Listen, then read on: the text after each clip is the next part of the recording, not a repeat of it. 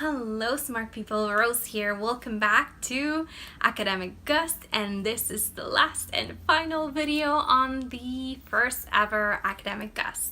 And I'm gonna share with you how I feel after going from PhD student to PhD candidate.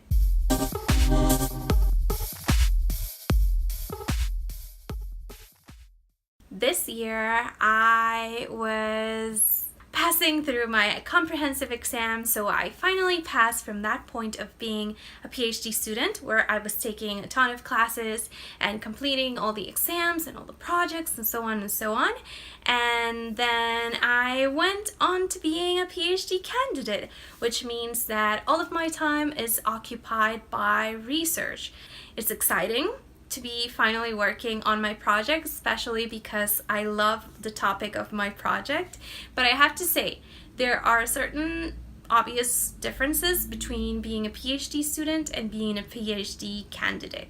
For starters, while you're a PhD student, you have to go to a set of classes and you have those specific days on which you show yourself at the classroom. You go to the classroom, you take your notes, and then you study, and then you prepare for your exams and your projects and so on. However, for the PhD candidate part, you don't necessarily have classes. You may or may not have meetings with your advisors, but this may not be regular meetings.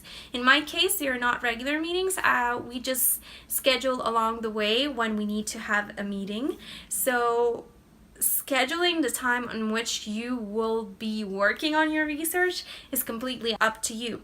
So you have to decide what specific amount of time you're going to dedicate towards writing, what specific amount of time you're going to dedicate towards reading, and what specific amount you're going to dedicate towards working on the whatever it is you do. If it's data analysis, if it is OR, if it is whatever it is, that's the other chunk of your time that is going to be consumed.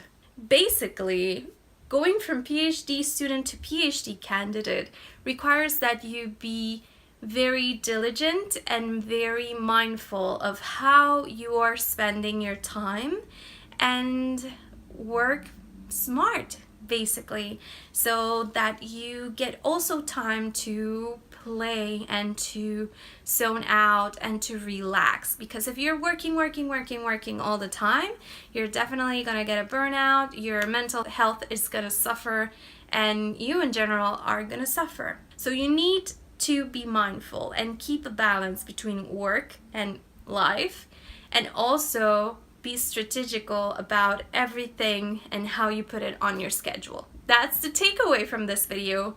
I hope you guys enjoyed this video as well as the académiqueGust series. Let me know if there's any tip or trick that you may have for transitioning from PhD student to PhD candidate. And that's it for académiqueGust. I will see you again on Monday. Bye, smart people!